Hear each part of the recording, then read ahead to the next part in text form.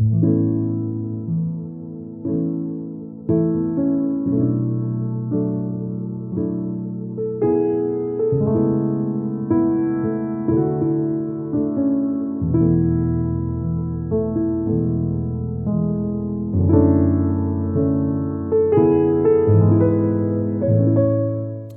a lo nuestro en esta noche, vamos a continuar con la serie de Primera de Tesalonicenses y vamos al mensaje del día de hoy que lleva como título Cuidándonos los unos a los otros.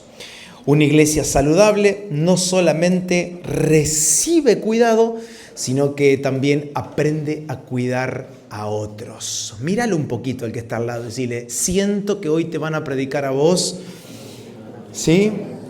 Prepárate, abróchense los cinturones de seguridad, porque vamos a despegar y vamos a ver qué es lo que el Señor también se propone enseñarnos a nosotros en esta noche. Así que si la mente está dispuesta, el corazón está abierto, vamos a comenzar. Saben que mientras iba de alguna manera leyendo, y en realidad ya a esta altura uno hace una relectura, va releyendo los textos, ¿no? Porque lo leo una vez, lo veo otra vez.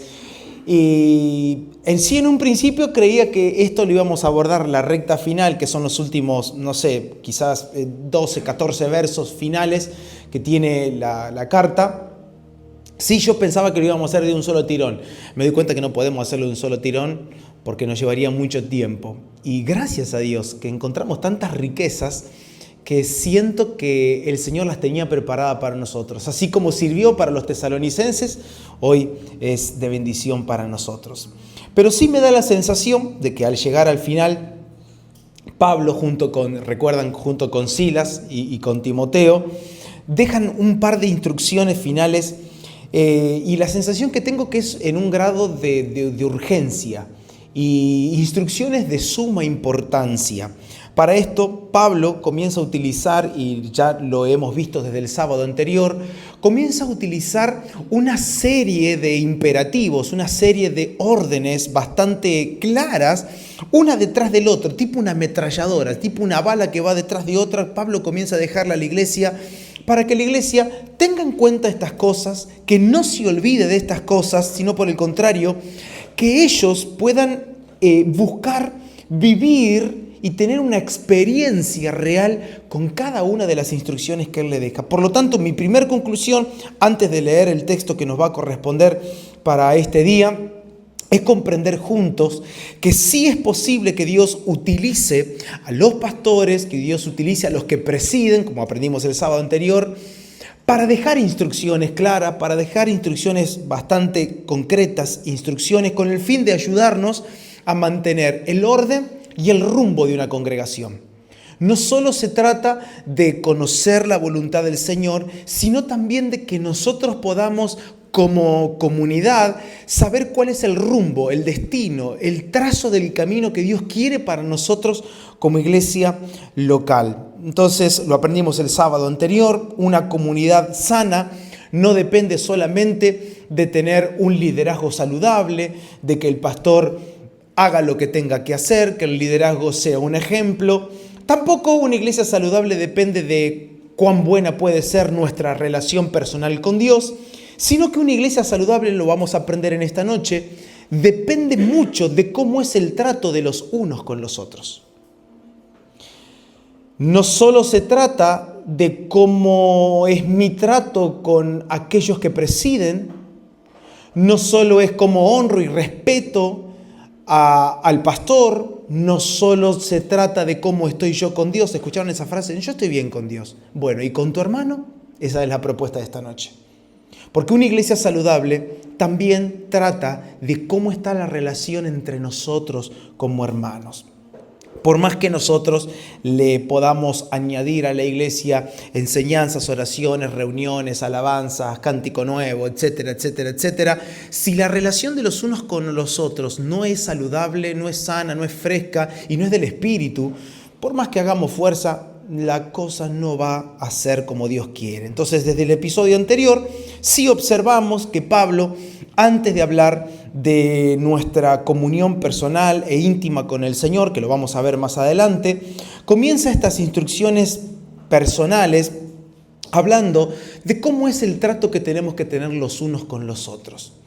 Más adelante se va a encargar de decir, cuidado, no menosprecien las profecías, no apaguen el espíritu. Ya va a tener tiempo para hablar de cómo es tu vida con el Señor, tu vida íntima y privada. Pero primero dice, vamos a ver acá entre nosotros cómo está el asunto.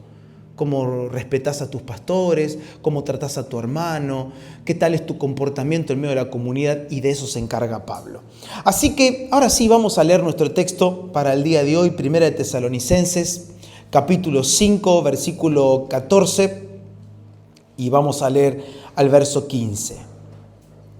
Dice de esta manera: también os rogamos, hermanos, que amonestéis a los ociosos, que alentéis a los de poco ánimo, que sostengáis a los débiles, que seáis pacientes para con todos.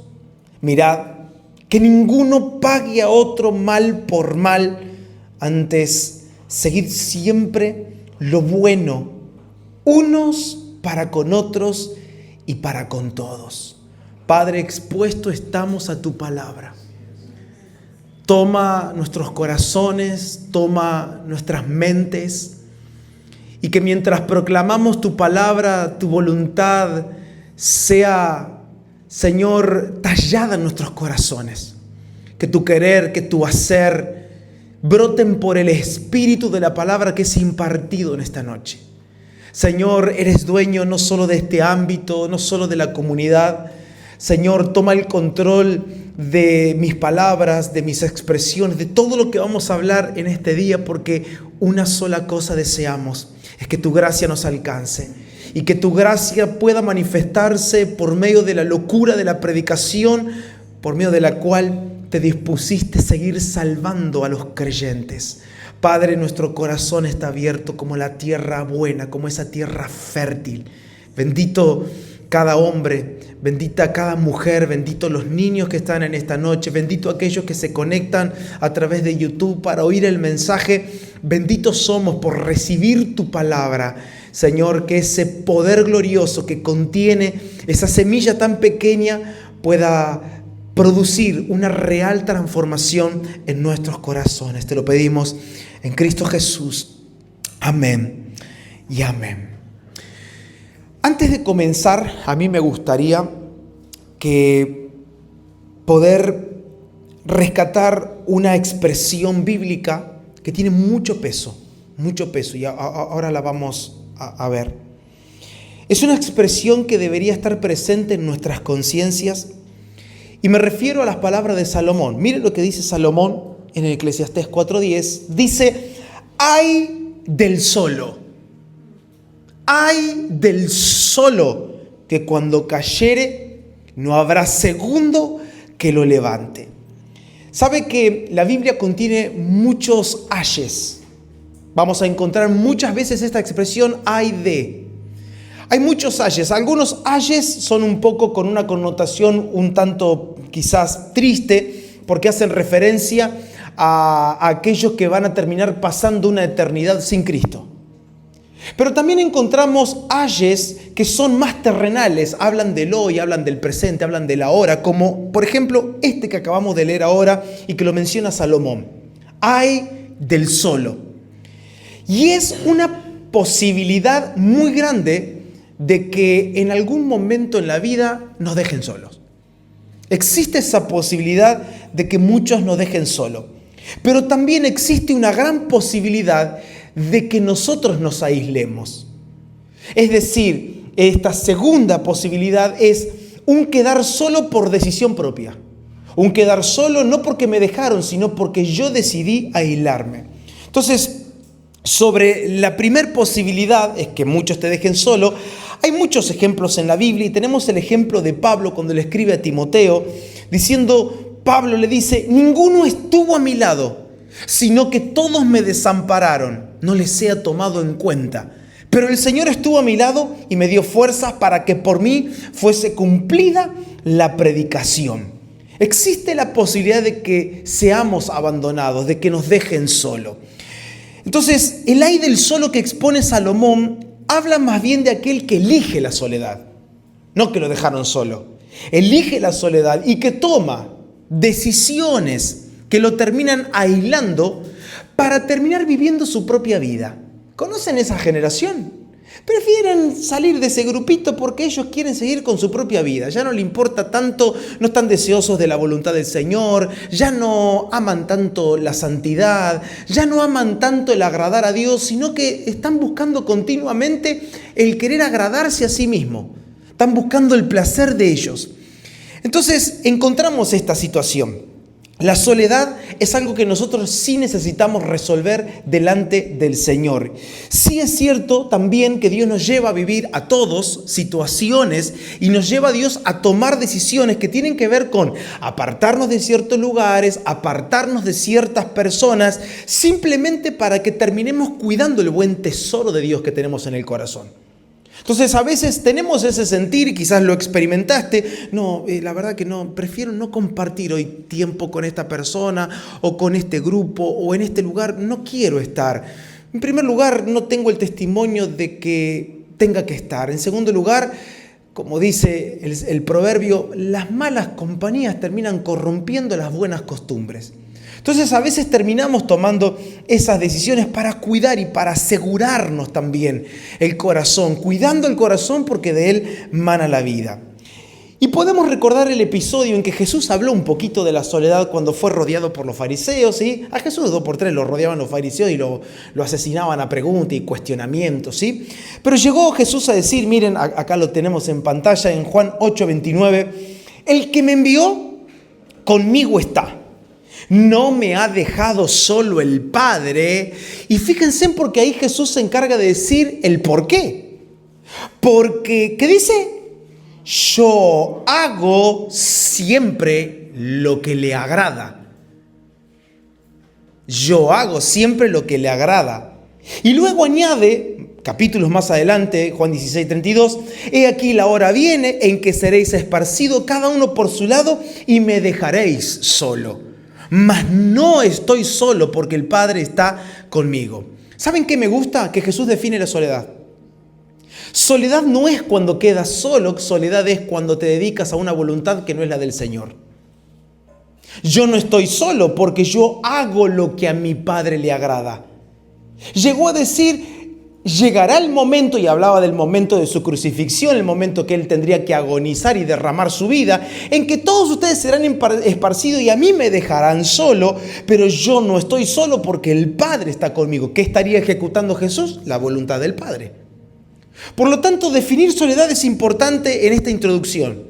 Solo se puede llegar a sentir una persona que está aislada de la voluntad de Dios. Lo vimos en el ejemplo de Pablo, dice, todos me dejaron, pero Dios me ayudó, Dios estuvo conmigo para que el propósito de predicar la palabra se lleve a cabo. Listo, corta la bocha, hizo Pablo ahí. No se quedó, pobre de mí, al fin y al cabo, ¿dónde está lo que me dijeron? Te acompañaré. No, nada. Se resuelve de esta manera. Sin embargo, vuelvo a repetir, hay una soledad y a esta nos vamos a dedicar en esta noche. Hay una soledad que la elegimos nosotros y no la elige el Señor. Hay una soledad que nosotros la buscamos, nosotros la decidimos y esa soledad nos conduce a aislarnos de aquellas personas que sí aman al Señor. Aún son personas que viven en medio de sus imperfecciones, que tienen errores, sí es verdad.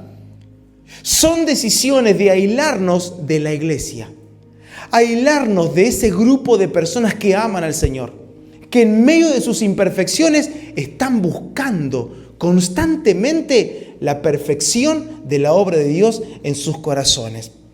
Como dije hace un instante, son personas que en realidad hacen esto para llevar adelante su propia vida.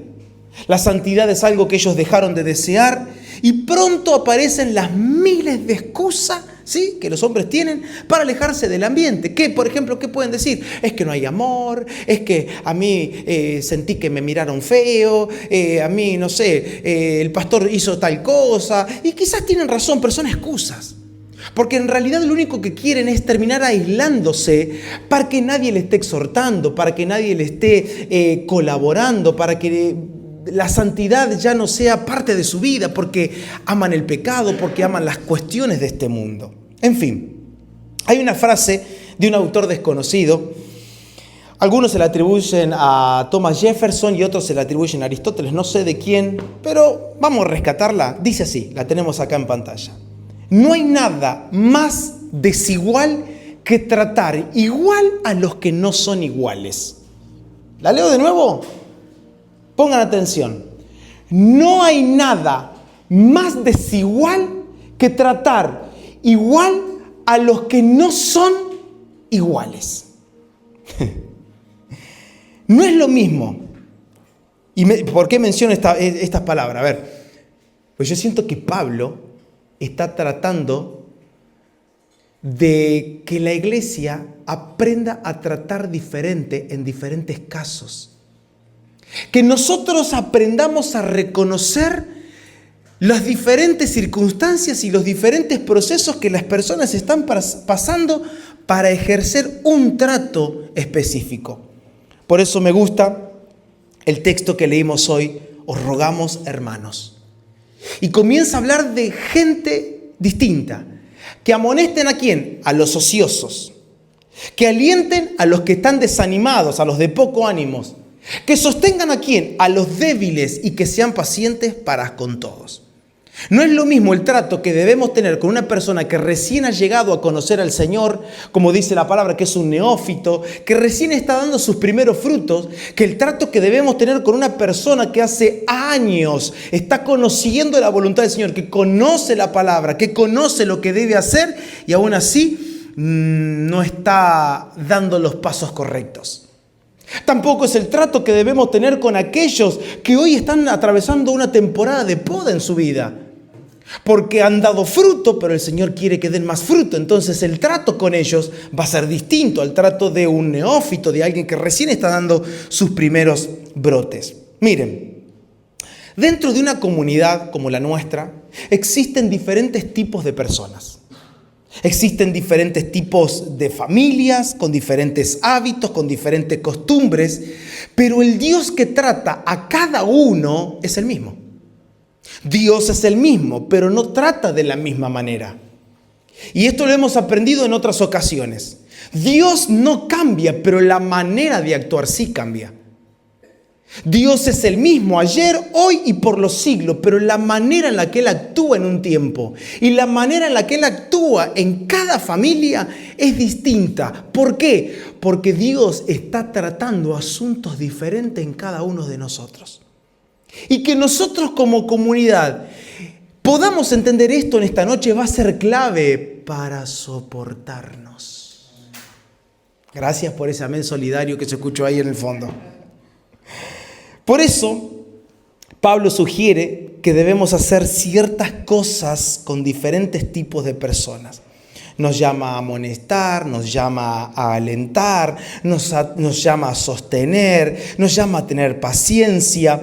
A diferencia con los textos que leímos en los otros sábados anteriores, donde Pablo hace un llamado de atención, habla del liderazgo, habla de los que presiden, vemos que Pablo acá otra vez dirige la palabra a todos los hermanos. ¿Recuerdan? Si nosotros notamos esa diferencia, cambia todo el entendimiento de lo que tenemos que entender. Os rogamos, pastores. ¿Dice eso? No, os rogamos, hermanos. El mensaje fue directo a la comunidad. Entonces, Pablo dirige otra vez este ruego, estas instrucciones a los hermanos, no a un grupo especial, no a los más maduros. Le hablo ahora a los más maduros de la iglesia. No, a todos. Parece, a veces, sí, uno tiene la sensación que el único que tiene que tener paciencia en la comunidad es el pastor. Y bueno, que se lo banque el pastor a este. No, vos también. Mirá lo que te van a decir, te dije que iban a hablar de vos hoy. Os rogamos, hermanos.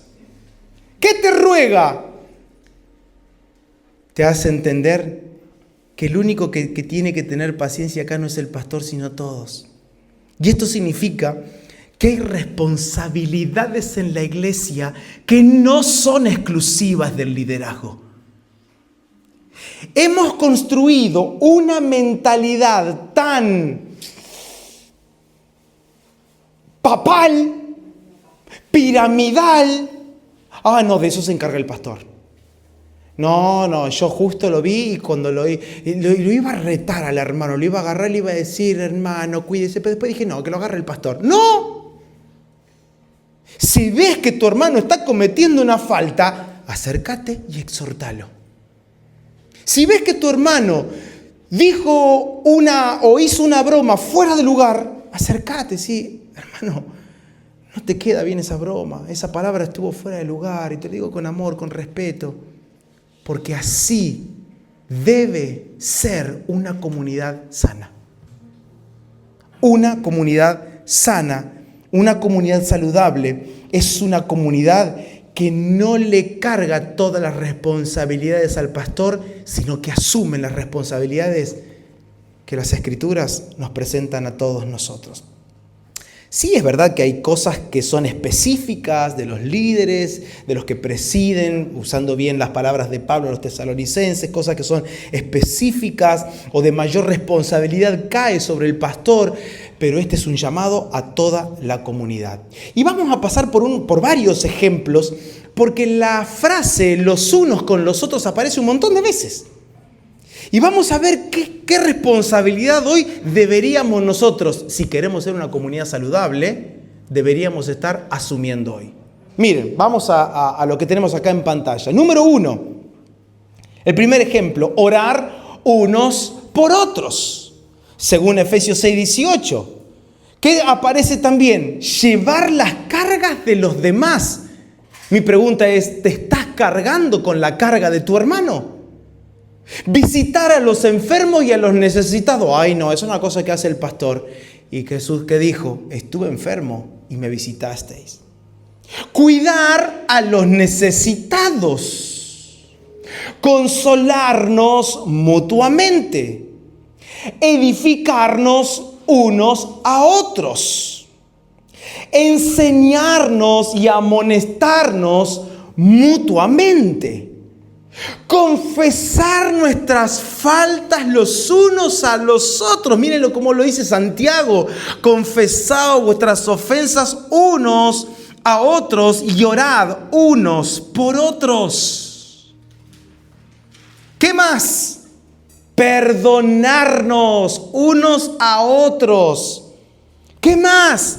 Servirnos unos a otros. Practicar la hospitalidad, buscar el bien del otro, buscar la paz entre nosotros. Y por último, aparece aquí algo muy importante, la responsabilidad de resolver conflictos. Tampoco es una responsabilidad exclusiva del liderazgo. Fíjese lo que dice Jesús. Por tanto, si tu hermano peca contra ti, ve y repréndele estando tú y él solos. Si te oyere, has ganado a tu hermano. En ningún momento Jesús está diciendo, andá y contáselo al pastor. No está diciendo, llama a los líderes para que resuelvan el problema. No. Ve tú y él solos.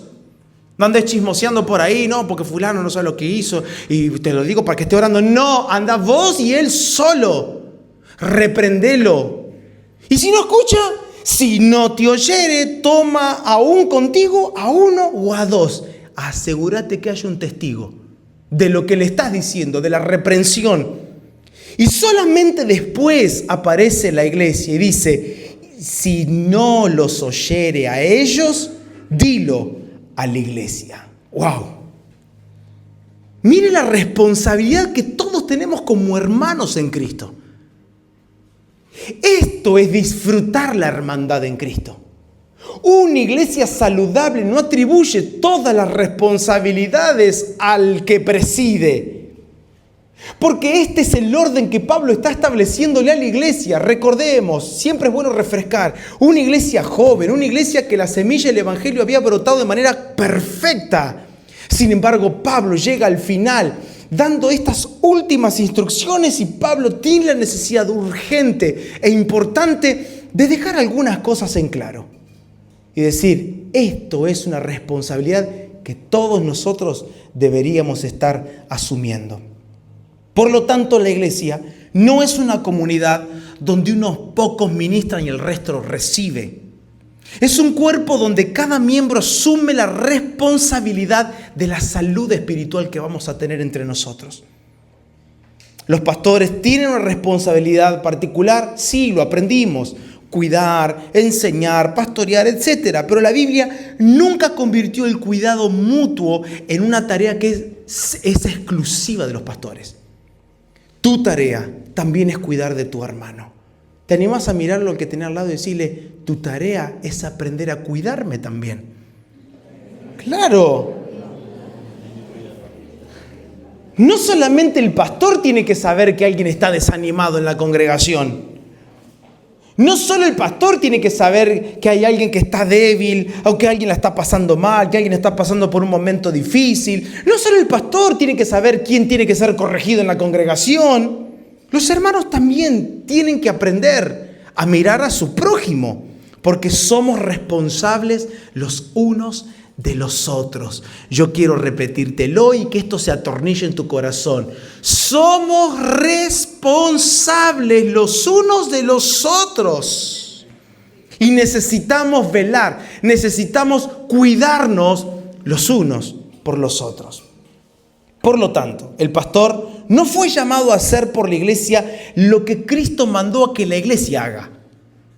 Y a veces nosotros hemos cometido estos errores. Nosotros vemos que el Señor, Cristo mismo, nos entrega una responsabilidad a nosotros, la iglesia, y nosotros ¿qué hacemos como iglesia? No, que se arregle el pastor. No, ese es el problema del pastor. No me meto. No, que no te estás metiendo, es tu problema. Es tu problema también. Cuando nosotros pensamos que el problema de un hermano es una situación que tiene que resolverse solo en el pastor o en la oficina, ¿no? La gente le gusta la oficina del pastor, no sé por qué. Acá tenemos campo para salir a hablar, ¿no? Nos vamos acá al cafiero. O con los gallos que están atrás, también. Pero nosotros queremos como desligarnos de esas cosas. No quiero problemas, no me quiero meter en lío. No. Es que una comunidad saludable es una comunidad que se embarra también con su hermano. Que aprendemos a lidiar con los problemas del otro. Que el dolor de mi hermano nos duele a nosotros, que la carga de mi hermano es mi carga también. Que si mi hermano está pasando una crisis, es mi crisis también y voy a ayudarlo. Si mi hermano ha pecado contra alguien, voy a estar al lado para exhortarle. No necesariamente el pastor tiene que enterarse de todas las situaciones.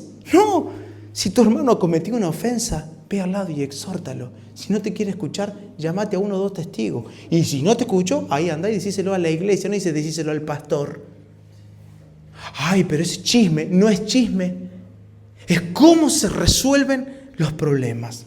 De manera que habiendo repasado solamente algunos textos genéricos del llamado y de la responsabilidad que nosotros tenemos como iglesia, vamos a enfocarnos ahora sí de cerca en estos primeros 4 imperativos, estas 4 órdenes que Pablo le deja en esta recta final a los tesalonicenses. Dice el número 1, fíjense en la primera instrucción, la primera orden: amonesten a los ociosos. Dice también: os rogamos, hermanos, que amonestéis a los ociosos. La palabra amonestar la vimos el sábado pasado, es la palabra griega nouseteo, que significa poner en la mente. Es corregir gentilmente. Es advertirle algo sobre una cosa a un hermano. ¿A quién se debe amonestar? A los ociosos. ¿A quién tenemos que amonestar? A los indisciplinados. ¿Puede ser que en una comunidad, que en una iglesia haya gente indisciplinada? Sí. ¿Puede ser que en la iglesia del Señor haya vagos? Sí.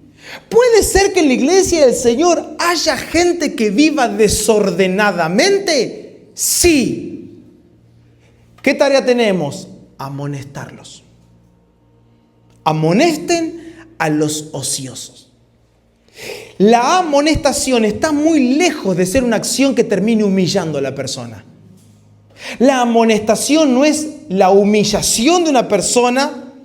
La amonestación está muy lejos de avergonzar a la persona que está siendo amonestada, sino que la amonestación siempre aparece como el fruto de mi amor hacia mi hermano. Porque donde falta el amor no es amonestación, es humillación. Donde el amor no está, es castigo, es legalismo. Y esto lo hemos aprendido en otras ocasiones. Es un amor que nace de un cuidado genuino, brota con el único sentido de ¿qué? De cuidarlo a mi hermano. Miren, si existía una iglesia que era digna, miren lo que estoy diciendo, digno, pero si era digna de exhortación, eran los Corintios. Mamita, qué iglesia. Vieron que la gente está buscando la iglesia perfecta. Imagínate si te tocaba congregar en Corinto. ¡Oh! Estaban todos peleados. Dice, ¿ustedes acaso no son niños en Cristo que están en iras, en contiendas, en pleitos? ¿Por qué? Y porque se armó división en la iglesia. Un grupito decía, yo soy de Pablo. El otro, no, yo soy de Apolo. ¿Y vos? No, yo de Cefas. Ah, ¿y usted, hermano? No, yo solo de Cristo, hermano. Lo dice la Biblia. Dice, están todos peleados, están todos divididos, uno no es de nadie. Sin embargo, Pablo se dirige a ellos de manera tierna, de manera compasiva. Eso no quita la acción de amonestarlo. A ver, hermanos, si nosotros logramos entender esto, nos va a ir bien en la vida. ¿Sí? Yo quiero que te vaya bien. ¿Ustedes desean que nos vaya bien como comunidad? Bueno, donde hay amor siempre hay amonestación.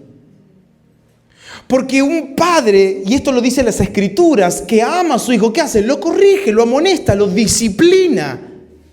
Si es un indisciplinado, ¿qué necesita? Disciplina, necesita amonestación.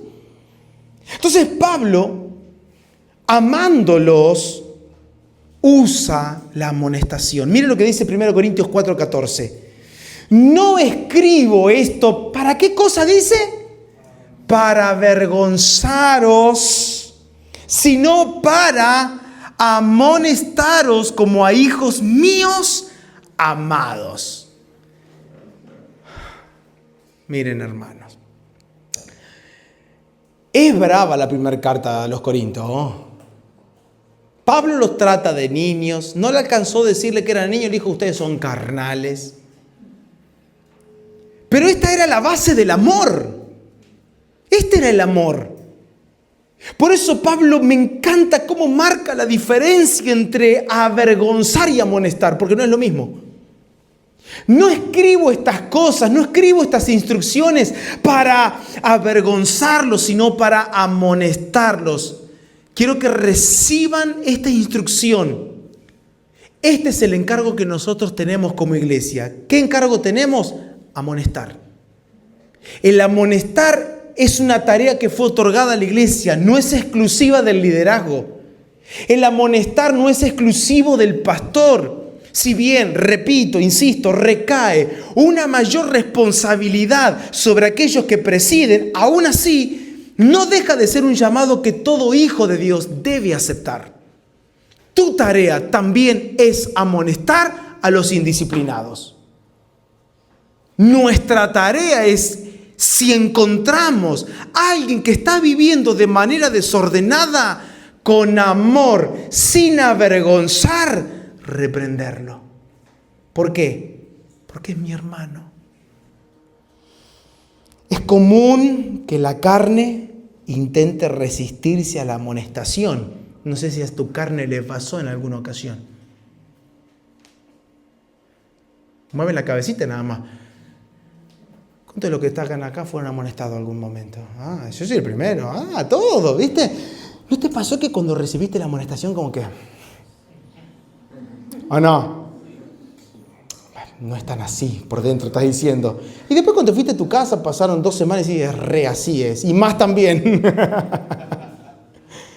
Claro, porque la carne no le gusta la amonestación. Sin embargo, es Dios mismo quien se agrada de ella cuando es ejercida con el espíritu correcto y desde el Espíritu Santo. ¿Quién es un ocioso? Un ocioso es un holgazán.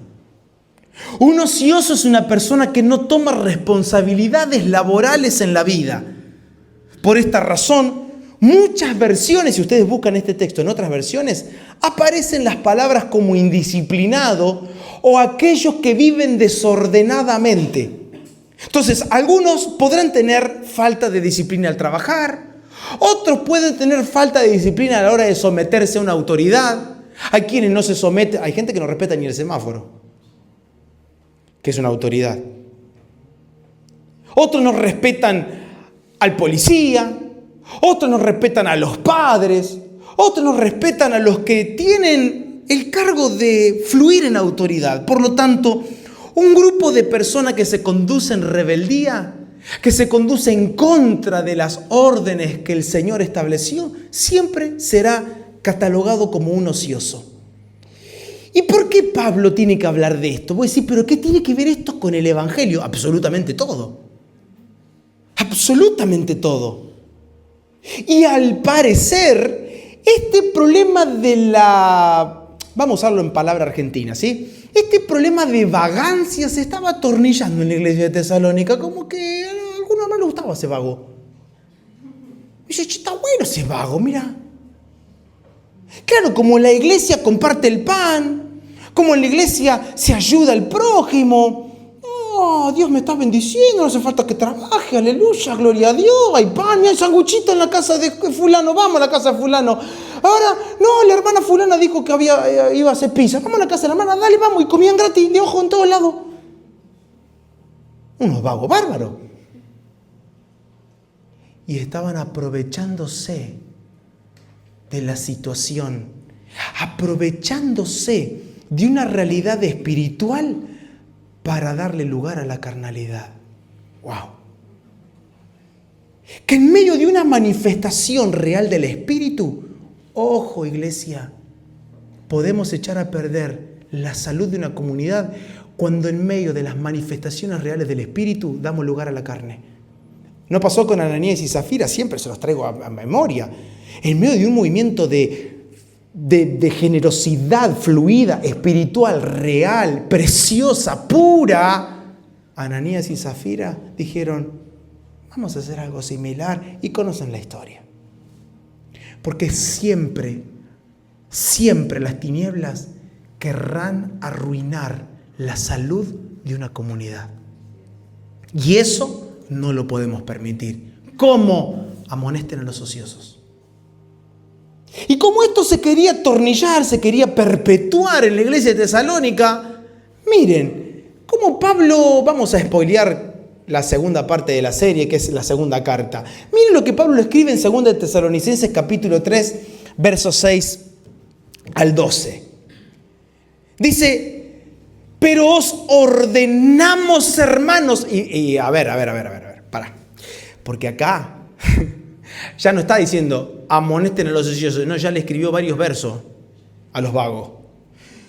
Ordenamos, hermanos, en el nombre de nuestro Señor Jesucristo, que os apartéis de todo hermano que ande desordenadamente y no según la enseñanza que recibisteis de nosotros.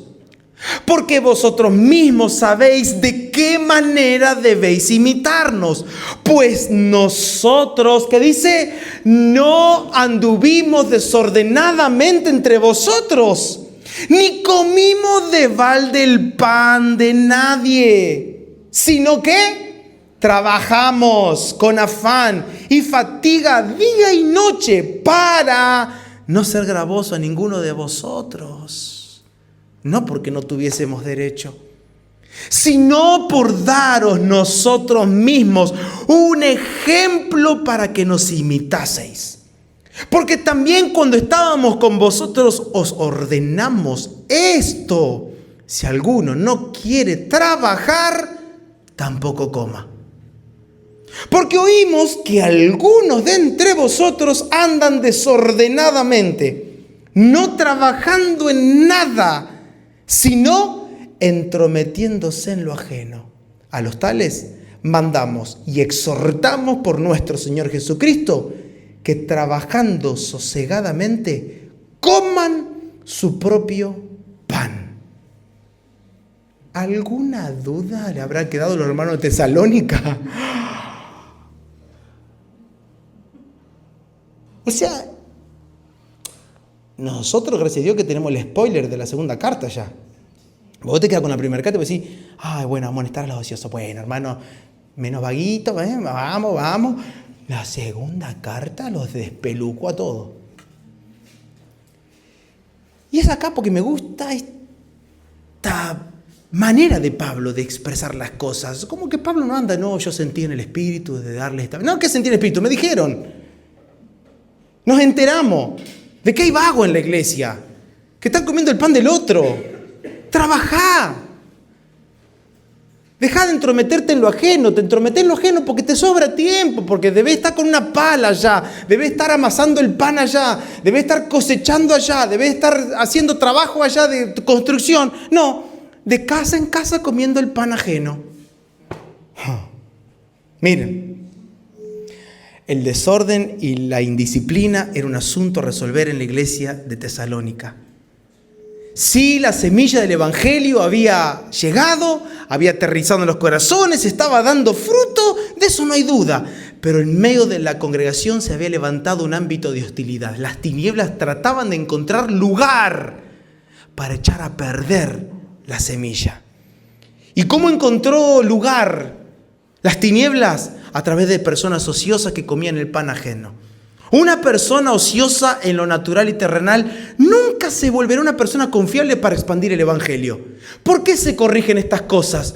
Porque si así somos para lo nuestro, ¿cómo seremos para con las cosas del Señor? Si así somos con las cosas que son naturales, que son corrientes, que son comunes, que son de la vida cotidiana, ¿cómo seremos con las cosas del Señor? ¿Cómo vamos a extender el evangelio si soy un holgazán? ¿Cómo voy a hacer que el evangelio y la verdad puedan correr de nación en nación si hoy yo ni siquiera quiero salir de la puerta de mi casa para ir a trabajar? Y es acá donde Pablo dice, amonesten a los ociosos. Existen varios tipos de ociosos. El ocioso que acabo de describir, aquellos que en el tumulto de las muchas cosas parece que hacen pero nunca hacen nada. Después están los ociosos que son ociosos para algunas cosas y para otras no. Es decir, por ejemplo, no son ociosos para trasnochar de noche. No son ociosos para ir a divertirse con los amigos, pero son ociosos para levantarse a las 6 de la mañana. Y después están los ociosos espirituales, que ese no es nuestro tema porque no está hablando de eso. Pero ya que está a paso, el ocioso espiritual es aquel que aún haciendo muchas cosas nada hace para el Señor. Parece que hace espuma. Predica, va a la plaza, reparte tratado, hace esto, aquello, canta, predica, pam. Perfecto, todo. De todo lo que hizo, nada le pidió el Señor. Es un ocioso espiritual. Para cerrar el primer punto, ¿cuál debe ser la actitud de una persona que es amonestada? Si mañana vienen y me amonestan, ¿cuál debería ser mi actitud frente a la amonestación? Mansedumbre y agradecimiento. Cuando somos amonestados, lo primero es un corazón manso, porque la mansedumbre abre el corazón y el agradecimiento lo vuelve a sellar para que la semilla no se escape. Gracias, lo recibo, voy a orar esto que me acabas de decir y gracias. Número 2. Alentar a los desanimados. ¿Se dan cuenta cómo hay diferentes acciones para diferentes tipos de personas? Vimos al principio los ociosos. En este segundo punto, nos vamos a enfocar en los que estaban desanimados. Y Pablo no le dice, amonesten a los que están desanimados. No, aliéntenlos. Dice, también rogamos, hermanos, que amonestéis a los ociosos, que alentéis a los de poco ánimo. Miren, siempre en la vida vamos a tener situaciones complicadas, difíciles. En ocasiones nos toca atravesar la pérdida de un ser querido, el abandono de alguien, la enfermedad irremediable de un familiar, la falta de apoyo, las críticas, la traición de alguien, la crisis financiera, etc. Vamos a pasar muchas cosas. Y esas cuestiones, no a todos, pero a algunas personas pueden afectarle el ánimo. Y puede que muchas veces la persona se encuentre desanimada. Entonces, ¿cómo podemos alentar al desanimado? Hay dos acciones que tenemos en pantalla de cómo alentar a un desanimado. Número 1, que el desalentado en primer lugar comunique su dolor o su flaqueza, su debilidad. Y en segundo lugar, que exista alguien dispuesto y deseoso de escuchar al desalentado para poder consolarlo. Dos cosas fundamentales para que podamos nosotros alentar a la persona que está desanimada. Lo primero es que la persona pueda abrir su corazón y pueda contar, hermanos, oren por mí, me siento débil, hoy no me levanté bien, hoy tengo mi guardia baja. ¿No te pasó a veces levantarte así? Quizás en casa, los esposos, los matrimonios, padres con hijos, hijos con padres, los amigos, mandándole un mensajito, ora por mí, hoy me siento débil en la fe. Poder abrir. Pero del otro lado, listo, oramos. Y la gente, si lo pone en un coso de WhatsApp, te tira el emoticón así nada más. Hermano, ¿pero qué aliento va a recibir el otro con el cosito así? No. ¿Querés que tomemos un café? ¿Querés venir a casa a tomar unos mates? ¿Querés que charlemos? Te escucho. ¿Sabe qué necesitamos para mantener la salud de esta comunidad? Escucharnos un poquito más. Aprender a escucharnos un poquito más. Sí, quiero escucharte. Como lo acabamos de leer. Tener la disposición y el deseo de escuchar a alguien. Deseo de escuchar a alguien. ¿Saben qué? Yo quiero traer ahora, para este punto, quiero traer un personaje bíblico que ocupó un rol del que estamos hablando. Era una persona que la gracia de Dios lo hacía animar a todos. No era una persona positiva, porque nosotros confundimos, ¿sí? Decimos, bueno, hay que ser positivo, vamos, pum para arriba, sí se puede. No, porque a veces no se puede. ¿Y saben de qué vamos a hablar? De Bernabé. Es más, el nombre Bernabé significa hijo de consolación. Bernabé significa hijo de aliento. Y si observamos todos los movimientos de Bernabé, cómo desarrolló su ministerio, podemos notar que esto había definido mucho de su conducta y de su carácter en medio de la iglesia. En primer lugar, Bernabé tuvo el valor de darle una oportunidad a Pablo. Lo primero que veo es esto. Cuando Pablo llega a Jerusalén, los discípulos tenían miedo de Pablo. ¿Por qué? Porque lo veían como a Saulo. El único que no lo veía como el perseguidor era Bernabé. Imagínate, porque la palabra dice que Bernabé fue a buscarlo a Tarso, a Pablo, a su lugar, a su ciudad de origen. Fue a buscarlo allá, lo trajo a Jerusalén. Y estaban todos diciendo, che, el que te manda con Jesús. Y lo miraban de reojo como diciendo, yo cerca de este no quiero estar. Y lo llevó en un ambiente en donde muchos veían el pasado de Pablo. Bernabé fue capaz de reconocer la obra que Dios estaba haciendo en él. En segundo lugar, de Bernabé, ¿qué podemos aprender? De Bernabé podemos ver que él se alegraba siempre de ver la gracia de Dios en la vida de los demás. Y mencioné lo de Pablo primero porque había que ver la gracia de Dios en Pablo. Había que dejar de ver a Saulo y comenzar a ver a Pablo.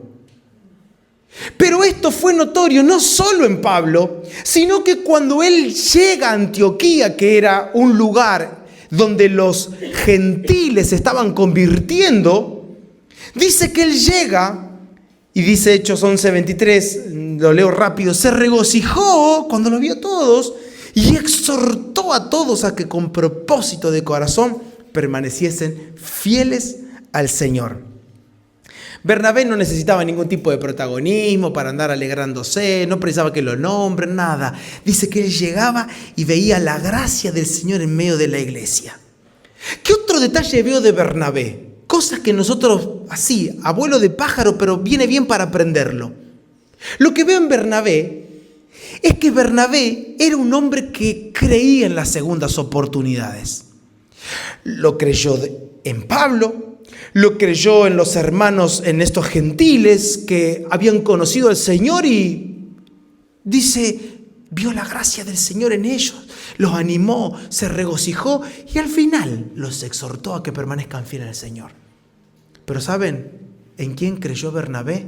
En una persona que aún el mismo Pablo no había creído. Y hablamos de Juan Marcos. Le dio a Marcos otra oportunidad. Aun cuando Marcos lo había abandonado a Pablo en medio del viaje misionero, no sé qué le habría pasado a Marcos, pero Marcos se tomó el palo diciendo, yo me voy de acá, extraño a mi mamá, a los ñoquis, andá, ¿sabés qué extrañaba?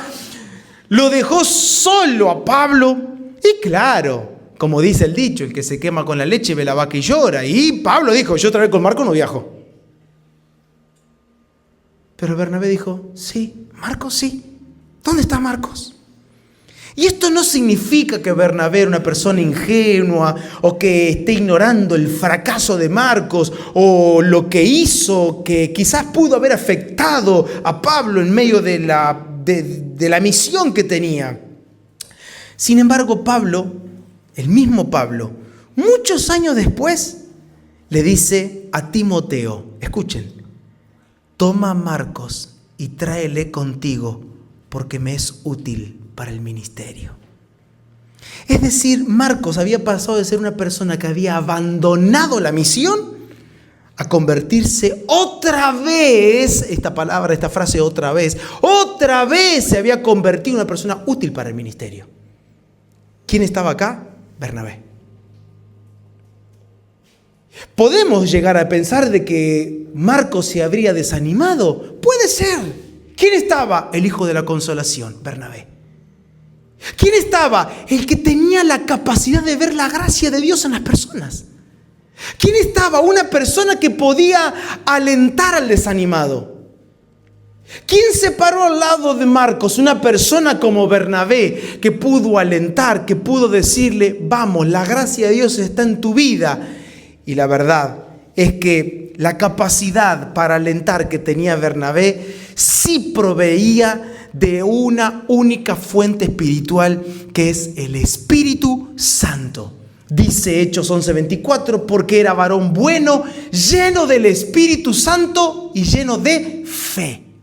¡Wow! ¡Qué característica de Bernabé! No escribió ningún libro, no dejó ninguna epístola, no dejó nada. Pero trabajó como una persona que consolaba y que alentaba a sus hermanos. Mis hermanos, no era positivo. Él tenía una gracia para restaurar, para alentar. Él había sido una persona que había sido forjada y preparada por el Espíritu Santo para fluir. Y yo no quiero atribuir de ninguna manera, vamos a atribuirle gloria a Bernabé. Pero fíjense que este Marcos, que había abandonado, que después volvió a ser útil, es el que termina escribiendo un evangelio y deja un registro claro de la vida de Jesús. Nunca sabemos a quién estamos animando y a quién estamos consolando. ¿Quién terminará siendo y qué terminará produciendo para el reino de Dios? Nunca lo sabemos. Por eso, nuestra misión y nuestra tarea como iglesia siempre fue y será alentar a los desanimados. Alentar no es decirle a alguien que está todo bien, bueno, ya va a pasar. No, sino ayudarlo a volver a creer que por la gracia de Dios todo puede volver a fluir, que todo puede volver al lugar en donde Dios desea que estén las cosas y que estén las personas. Número 3, fíjense, tercer imperativo de Pablo a la iglesia de Tesalónica: sostener a los débiles. Rogamos, hermanos, que amonestéis a los ociosos. Número 2, que alentéis a los de poco ánimo. Número 3, que sostengáis a los débiles. La verdad es que no se sabe bien hacia dónde está apuntando Pablo con este sostener a los débiles. Puede que se refiera a las personas que están débiles en cuanto a la salud, que es personas enfermas, a personas también de pocos recursos o a personas débiles en su conciencia, es decir, personas que se debilitan en la fe. Lo hemos aprendido en otras ocasiones, gente que deja de ver en el Señor. Y creo que todos nosotros en algún momento nos hemos debilitado en la fe. En algún momento hemos perdido esa capacidad de ver en el Señor, como que no podemos proyectar nuestra mirada en el Señor. ¿Te ha pasado? Y Pablo de alguna manera está diciendo: quiero que lo sostengas. No quiero que lo empujes, no quiero que lo exhortes, no quiero que lo animes. ¿Qué quiero? Sosténelo. A veces en ese sostener lo que estamos haciendo es permitir que Dios siga trabajando en la persona. Dios está haciendo algo en ese corazón. Dios le está enseñando la paciencia. Dios le está llevando a un proceso de madurez. Y nuestra tarea con el débil, ¿cuál es? Sostenerlo. No es exhortarlo. Bueno, basta, en el nombre de Jesús, levantate, che. No, pará. No es exhortarlo. Por eso hay tratos diferentes para personas diferentes.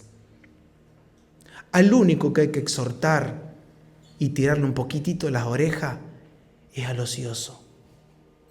Al que está desanimado, consolalo, alentalo. Pero al débil, sostenelo.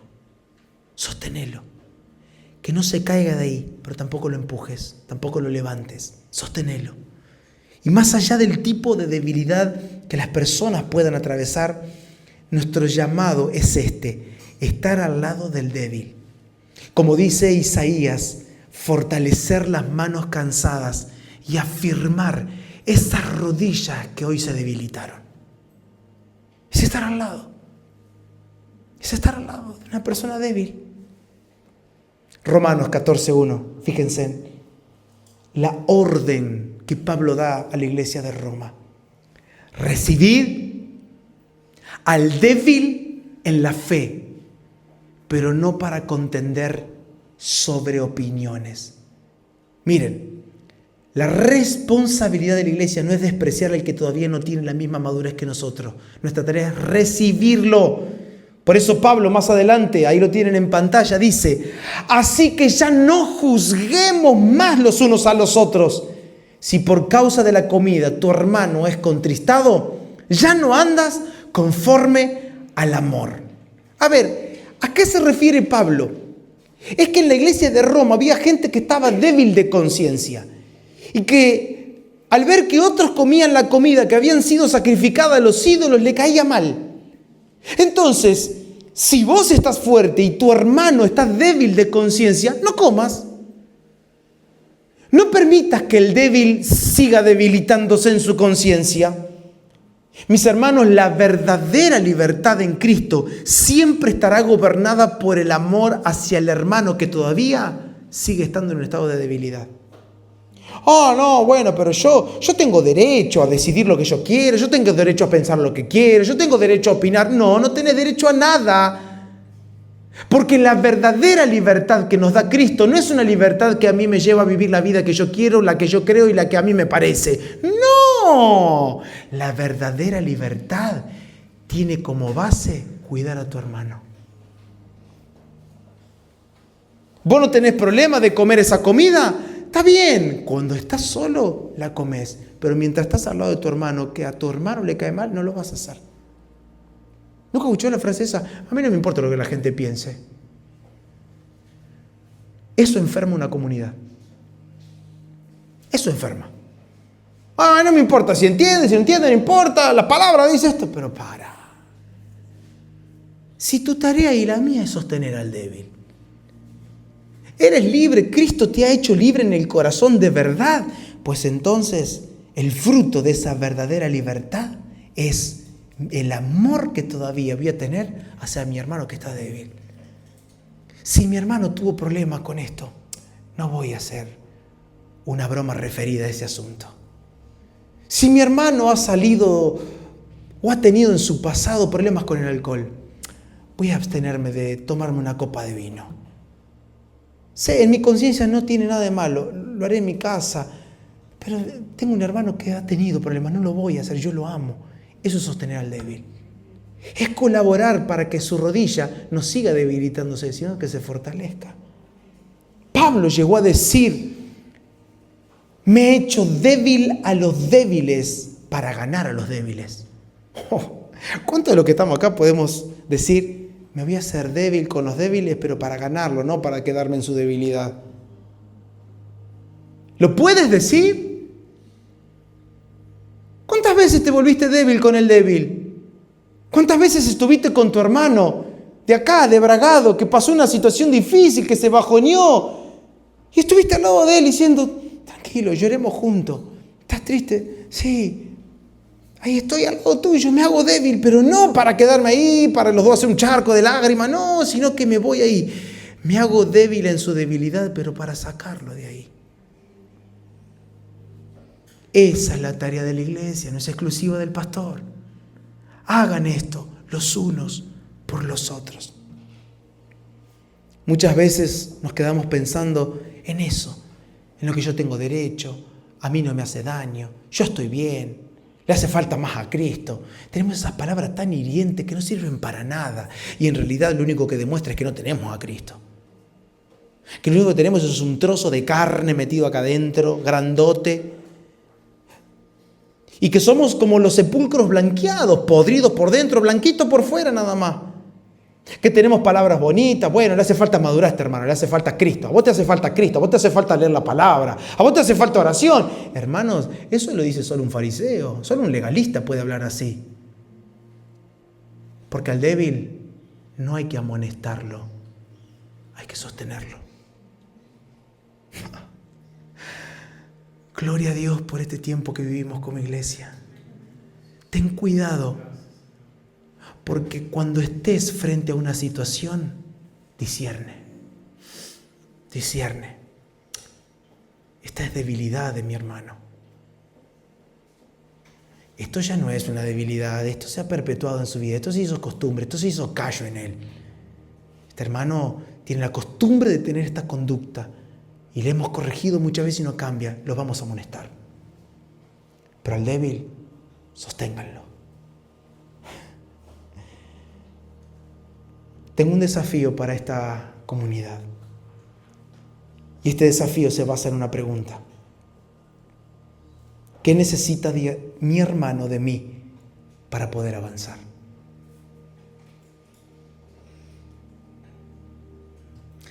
¿Quieren que haya salud en esta comunidad? Desde esta noche, esta va a ser nuestra pregunta. ¿Qué necesita mi hermano de mí para poder avanzar? Porque quizás tu hermano necesita amonestación. O quizás tu hermano necesite consuelo y aliento. O quizás tu hermano esté necesitando que lo sostengas. Que te pares al lado de él. Que llores con el que llora. Que estés ahí. Cuando podamos nosotros responder a esta pregunta, es entonces que ayudar al débil se volverá una vida y no un discurso. Eso es recibir al débil. Es estar preguntándome todo el tiempo, ¿qué necesita de mí este hermano? Número 4 y último. El último imperativo, la última orden que Pablo le da es: sean, ¿qué cosa? Pacientes con todos. Dice: os rogamos, hermanos, que amonestéis a los ociosos, que alentéis a los de poco ánimo, que sostengáis a los débiles, que seáis pacientes para con todos. El llamado que tenemos, más allá que amonestemos, mucho más allá de alentar, mucho más allá de sostener a quien hoy necesite ser sostenido en su debilidad, es tener, ¿qué cosa? Paciencia. ¿Qué cosa necesitamos tener? Paciencia. Y la paciencia es obra del Espíritu Santo en nosotros. Obra del Espíritu Santo. Ay, ¿cómo hago para ser más paciente? Deja que el Espíritu Santo sea el Señor y el gobierno de tu vida. No existen 5 pasos para la paciencia. No existen leyes para un hombre más paciente. Instrucciones para ser paciente cuando la suegra cae de tu casa. ¡Tampoco! La paciencia es fruto del trabajo del Espíritu Santo en mí. Y a veces Dios permite situaciones para que el Señor venga y te diga: ¿y? ¿Qué pasó acá? Es que esta persona, escuchar, hay tantas frases sobre esto, ¿no? Hace calentar a un muerto. ¿Cuántas frases hay? Muchas, ¿no? ¿Se tienen nota? Tírenla. ¡Ay, Dios! Me acuerdo, una persona siempre decía eso. Es que este tipo hace calentar a un muerto. El poder de Cristo tiene para resucitarlo. Paciencia. Porque cuando la paciencia gobierna nuestras vidas, el amor termina siendo genuino. Jamás, cuando hay paciencia, terminaremos pagando mal el uno al otro. Y siempre que haya paciencia y amor genuino, ¿qué estaremos disfrutando? La bondad brindada los unos a los otros. Verso 15 dice de esta manera: mirad que ninguno pague mal por mal, antes seguid siempre lo bueno, unos para con otros y para con todos. Y yo quiero cerrar en esta noche, en primer lugar, dándote la perspectiva como aquel hermano que va a brindar este servicio hacia su prójimo. Quiero que te mires ahora por 20 segundos como aquel que va a amonestar, como aquel que va a consolar o que va a animar, como aquel que va a sostener y como aquel que va a tener paciencia, que va a saber esperar, que va a aprender a confiar en la obra del Espíritu Santo en la persona. Pero ahora pasemos al otro lado. Decir: Señor, recibo toda amonestación que venga de ti. Padre, abro mi corazón para recibir el consuelo de mis hermanos. Señor, prepara a mis hermanos para que en el momento de mi debilidad ellos me sostengan. Y gracias, Señor, porque donde hay salud, la paciencia de los unos con los otros es algo que vamos a disfrutar. Amén. Ponete de pie en esta noche. Padre, gracias en esta noche. Tu palabra es viva y eficaz. Gracias por regalarnos la oportunidad de recibir la palabra, y la recibimos tal como tu Espíritu Santo lo inspiró a través de los apóstoles, diciendo: reciban con mansedumbre. Oh Señor, recibimos con mansedumbre la palabra implantada, la cual puede salvar nuestras almas. Gracias, Señor, por la salud que nos estás regalando. Gracias por mis hermanos, gracias por las familias presentes. Gracias por aquellos que serán añadidos a esta comunidad. Gracias por cada joven, por cada niño, por cada matrimonio, por cada anciano. Gracias, porque en esta comunidad hablaremos de salud. No habrá ausencia de conflictos, sino que en medio de los conflictos sabremos cómo responder. Sabremos dar y recibir la amonestación. Sabremos dar y recibir el consuelo. Sabremos dar y recibir ese sostén que necesitamos en medio de nuestras flaquezas. Padre, clamamos en esta noche y te rogamos para que tu Espíritu Santo siga trabajando en nuestros corazones. Que la obra de tu Espíritu no se detenga y que lo que has comenzado en nosotros lo siga perfeccionando, porque es de la única manera en que podemos llegar a ser una iglesia saludable. Gracias por la salud del espíritu que cada familia está viviendo. Y gracias por la salud espiritual que como comunidad estamos siendo llevados e impulsados a vivir. Tu palabra, la cual recibimos, seguirá trabajando y transformando nuestros corazones. Lo creemos, nos aferramos a esta palabra y también la expondremos al riego necesario para que produzca el fruto para el cual fue enviada. Muchas gracias, papá. En Cristo Jesús, toda gloria y toda honra a ti, Señor. Amén, amén y amén.